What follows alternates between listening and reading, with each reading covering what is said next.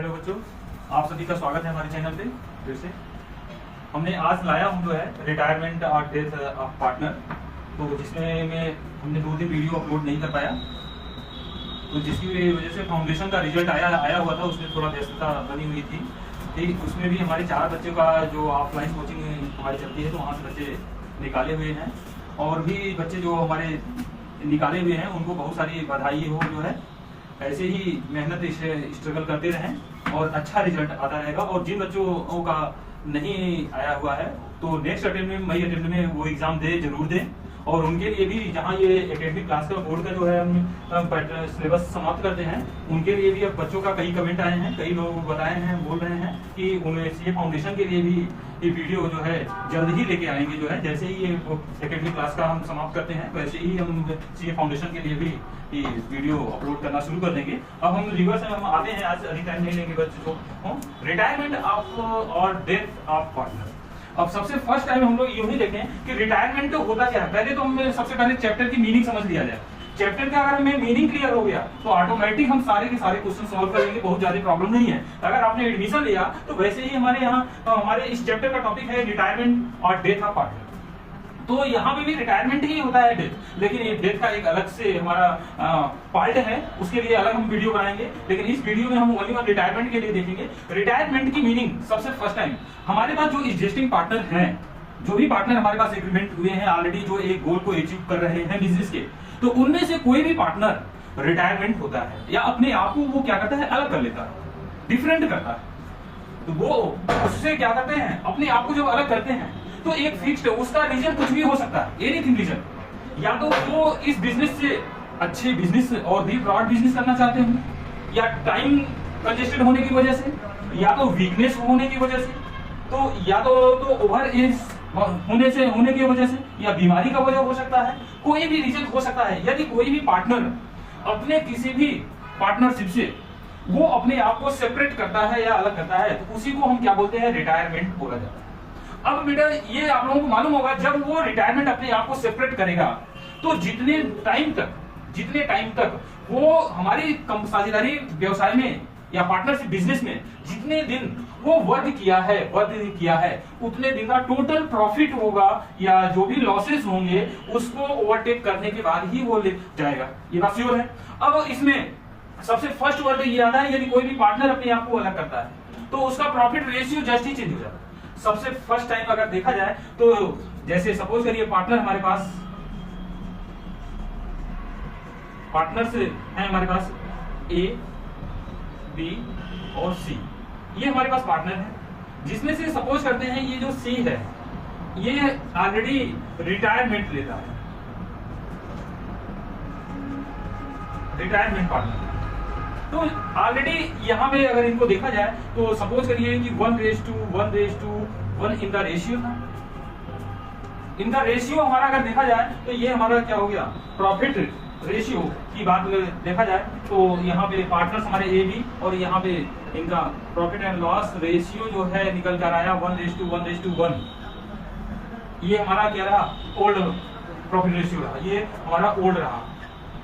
यदि हम नए प्रॉफिट रेशियो की बात करते हैं, सपोज करिए यहाँ पे न्यू PSR इक्वल टू, यदि सी रिटायर होता है तो यहाँ पे हमारा न्यू रेशियो क्या बनता है, 1:1। यदि हमारा कोई एग्रीमेंट नहीं, क्वेश्चन में दिया गया है, यदि सी रिटायर होता है और उसके बाद कोई भी अदर इंफॉर्मेशन नहीं दिया है तो नया प्रॉफिट शेयरिंग रेशियो हमारा 1:1 आ जाएगा।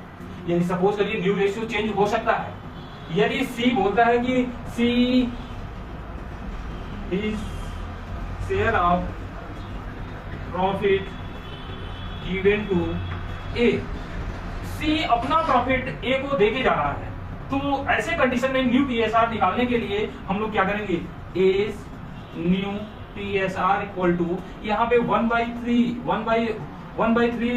क्या फाइंड आउट करते थे, इनका रेशियो ए का क्या था 1/3, और बट इनको सी दे ओवरटेक कर दे रहे हैं, गिवन दे रहे हैं ए को अपना प्रॉफिट। ए सी का शेयर का प्रॉफिट कितना 1/3 था, यहाँ पे ऐड कर देंगे तो कितना आ जाएगा 2/3।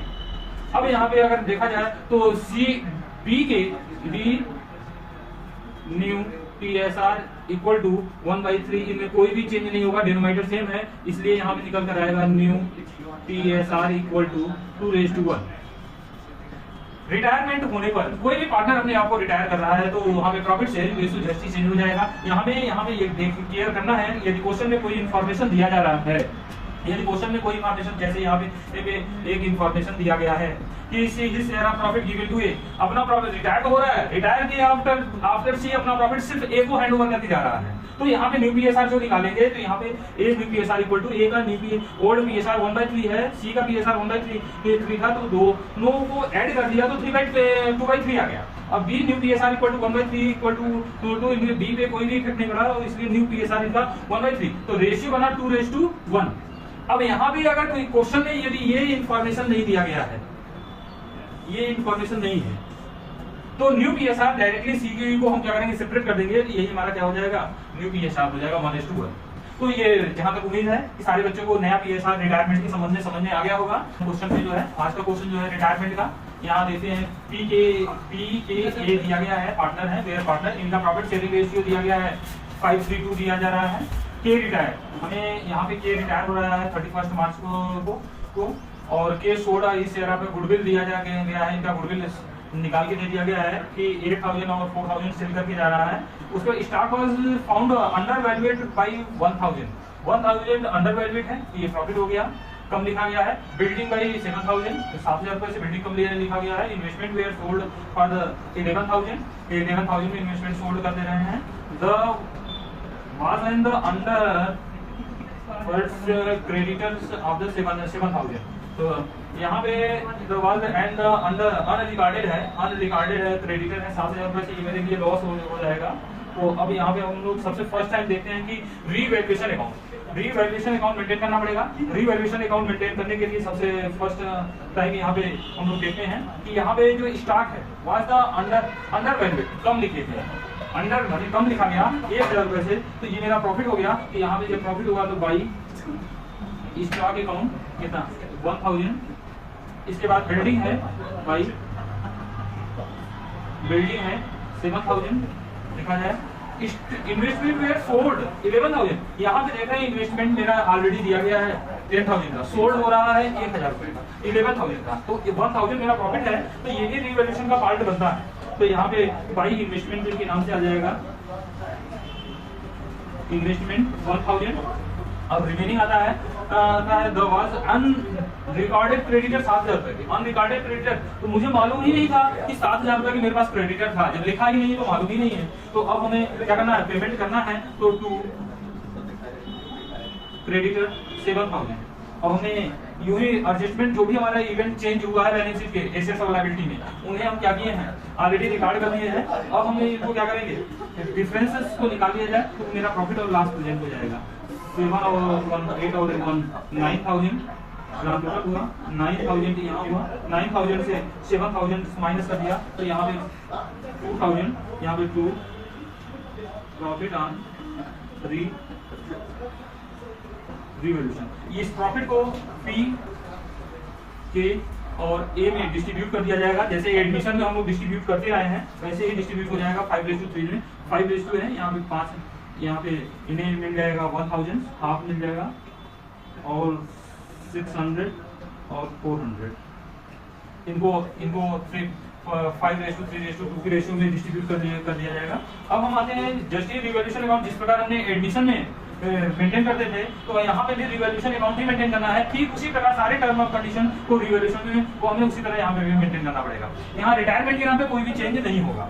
अब हम आते हैं कि पार्टनर्स कैपिटल अकाउंट मेंटेन करने के लिए, पार्टनर्स कैपिटल अकाउंट जब मेंटेन कर देते हैं तो सबसे पहले पार्टनर्स कैपिटल अकाउंट को ब्रॉट डाउन करना पड़ेगा। यहाँ पे सबसे फर्स्ट टाइम यहाँ पे लिखते हैं बाई बैलेंस ब्रॉट डाउन। इनका कैपिटल दिया गया है 30,000 और 20,000, यहाँ पे 20,000, ये हमने ट्रांसफर कर दिया। रीवैल्यूएशन का जब प्रॉफिट आया है तो जस्ट ही इनको प्रॉफिट डिस्ट्रीब्यूट कर दिया जाए। रीवैल्यूएशन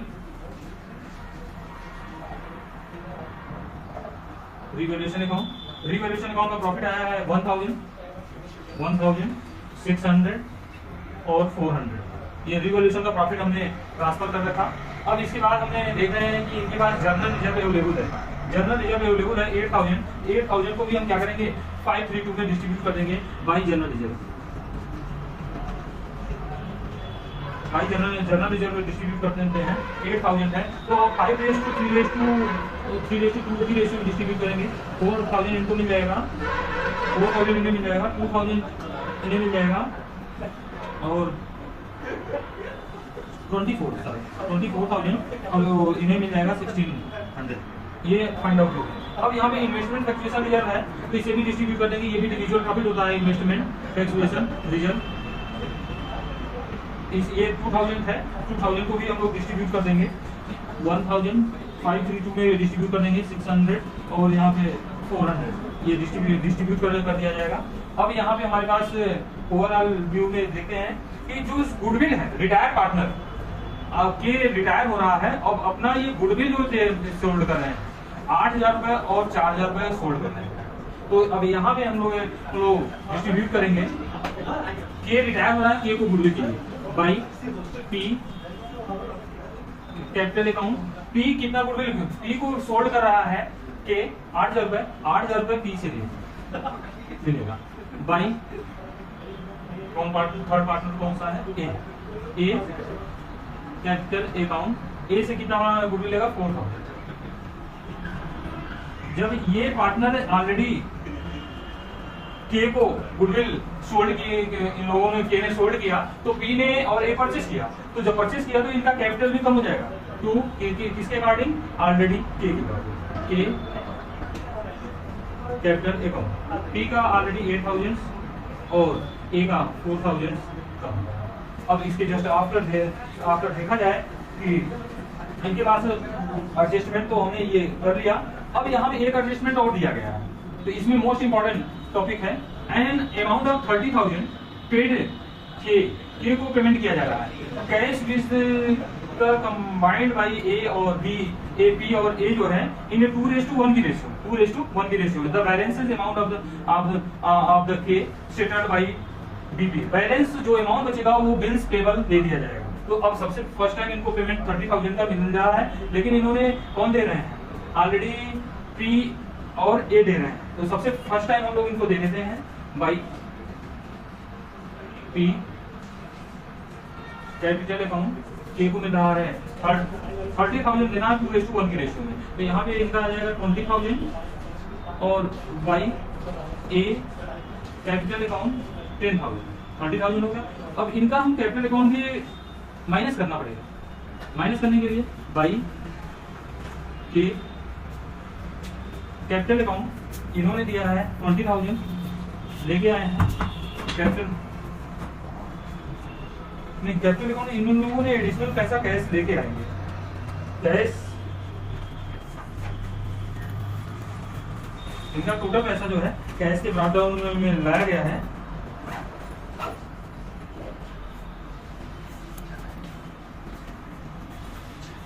ये पैसा इन लोग कैश लेके आएंगे, यहाँ पे हम लोग कैश में मेंटेन करेंगे।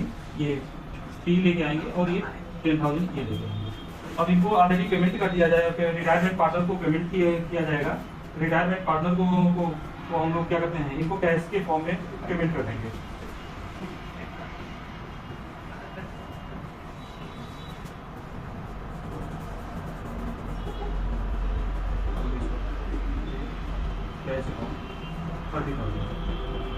अब हम लोग इनका अकाउंट क्या करते हैं, क्लोज कर दिया जाए।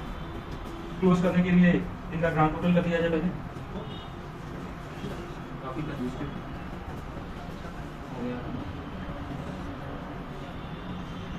ये ग्रांड टोटल करने के लिए अकाउंट इसको सीधा रखेंगे आप सभी लोग।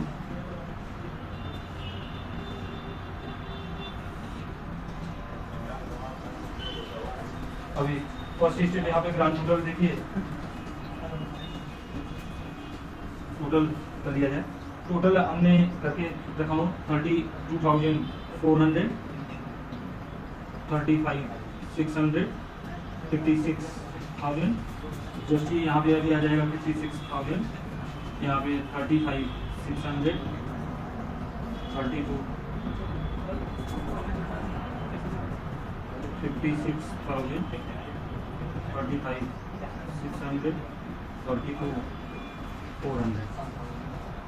ठीक, अब यहाँ पे जो भी आएगा के रिटायर हो रहा है, के को रिमेनिंग बैलेंस हमें देना है by 2 bills payable account. Bills payable account में जो भी डिफरेंस आएंगे हम लोग उनको बिल्स पेबल अकाउंट में लिख दिया जाएगा। बिल्स पेबल अकाउंट पे इनका प्रेजेंट हो रहा है 5600। इन लोगों का बैलेंस फाइंड आउट करते हैं। इनका by balance carry down 48,000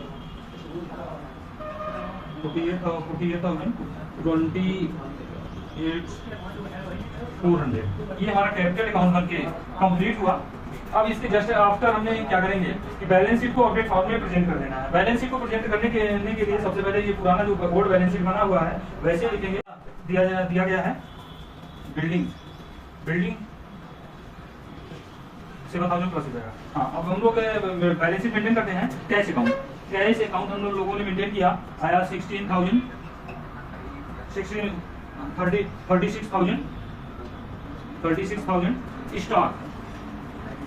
stock है हमारे पास यहाँ पे ऑलरेडी स्टॉक है 10,000, लेकिन स्टॉक यहाँ पे भी मिल रहे हैं 1,000, तो यहाँ पे ऑलरेडी स्टॉक हो जाएंगे।